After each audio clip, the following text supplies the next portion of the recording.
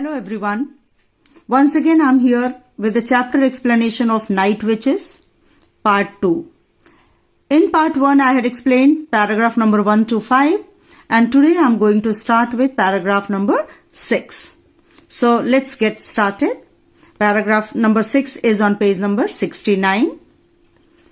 The Night Witches were largely unique among the female fighters and even the female flyers of World War II. Other countries, the US among them, may have allowed women to fly as members of their early air forces.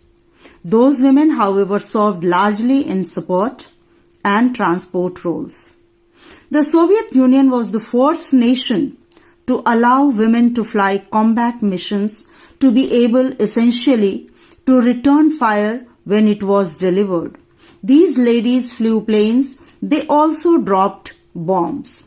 Here it said that the Night Witches were very different among the female fighters and flyers of World War II. Other countries, including US, means United States, they have allowed women to fly, but they basically served only in support and transport role. And the Soviet Union was the very first nation to allow them for combat mission. Combat means a fight in war. This nation made the women able to fly in the war situation and also to drop bombs. Paragraph 7. One of the most famous of the Night Witches, Nadezhda Popova, a commander of squad, who flew in total 852 of its missions, passed away in 2013. She was 91. So in this paragraph, we are going to talk about one of the most famous Night Witches named Nadezhda Popova, who was a commander of the squad, a group of people who work as a team. Squad means, okay? What is the meaning of a squad? A group of people who work as a team. And you know, she flew 852 missions. How many missions? 852 missions. And passed away in 2013, and at that time she was 91. And the obituaries that resulted celebrations of a life and a legacy largely unknown to many of us around the world serve as a reminder of the great things the female flyers accomplished.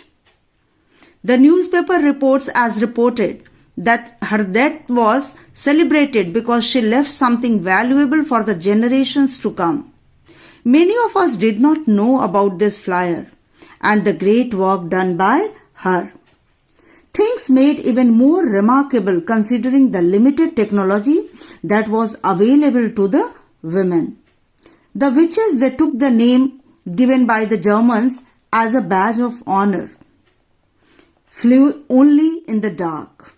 Okay, so with a little technology, what they did was really surprising. And the name given by Germans to them, that was witches. They considered it as a badge of honor or respect, and they only flew in the dark. They only flew in night. Dark means especially they flew in the night time. Because of the weight of the bombs they carried and the low altitudes at which they flew, they carried no parachutes. Oh my God. So why they flew only in the dark? Because of the heavy weight of the bombs and the low altitude, and they did not even carry parachute. If anything happens, then they had nothing, no parachute for their safety.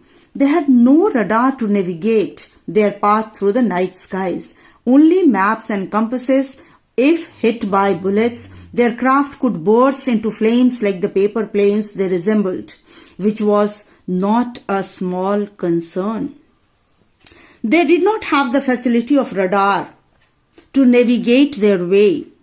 Radar actually helped us show signals to the flights, but they were deprived by this facility, means they did not have this also. And they only had maps and compasses. What they were using for this? They were simply using maps and compasses. If, by the way, their craft was hit by bullets, could burst like the paper planes, That was really a great concern. Now, paragraph 8. Almost every time, Popova once recalled, we had to sail through a wall of enemy fire. What Popova says? She said कि हर बार हमें दुश्मनों के आगे से गुजरना पड़ता है because if you attack, then you have to be ready for the counter attack, isn't it? So every time they were facing this challenge. Let's see paragraph number 9. Their missions were dangerous. They were also, as a secondary challenge, unpleasant. Each night in general, 40 planes, each crewed by 2 women, a pilot, and a navigator would fly 8 or more missions. 8 or more missions. So here, their missions were dangerous. The great challenges they had. And it was not pleasant too. Every night, generally 40 planes were taken off. And in each plane, only 2 women used to be there. One to fly the plane and the other who used to navigate, means to tell the direction. One crew used to fly nearly 8 or more missions. Okay? And Popova herself once flew 18 in a single night. The multiple nightly sorties were necessary because the modified crop dusters were capable of carrying only 2 bombs at a time. So once Popova herself flew 18 in a single night, they need to take their aircraft many a times because its capacity was just to carry 2 bombs at a time. So अगर 2 से ज़्यादा bombs drop करने थे, तो they need to come so many times. They used to take many rounds. Here, the women's uniforms were hand-me-downs from male pilots, and you know, the uniforms the females used, that was also leftovers by the male members. And their planes had open cockpits, and that's another very risky thing. Their cockpit was open from front. So they had no safety measures, leaving the women's face to freeze in the chilly airs.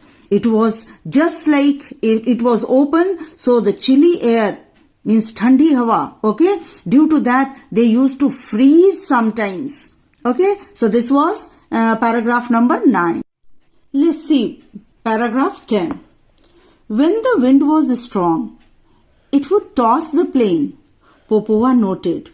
In winter, when you would look out to see your target better, you got frostbite.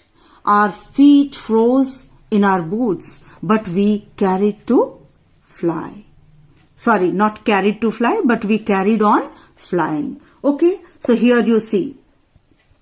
Popova once said, due to strong wind, the plane used to toss. Toss means as you toss before you play, who will start the game? So likewise, it used to toss because it was very lightweighted. Oh, okay.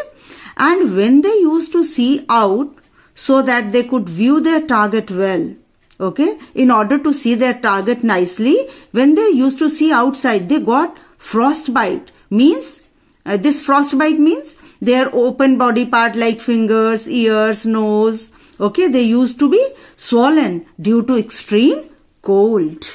But still they continued. They never stopped. So you saw the struggle these female pilots had. Now let's see paragraph number 11. Once after a successful flight, which is to say, a flight she survived, Popova counted 42 bullet holes studding her little plane. There were also holes in her map and in her helmet. Katya, my dear, the pilot told her navigator, will live long. So, here you see, Popova herself counted 42 bullet holes in her little plane. Her plane was very small, and in that small plane she counted 42 bullets. And not only that, she even found holes in her maps and helmets. When once coming back from the successful flight, after facing all these challenges, now Popova tells to her navigator Katya. Who was Katya?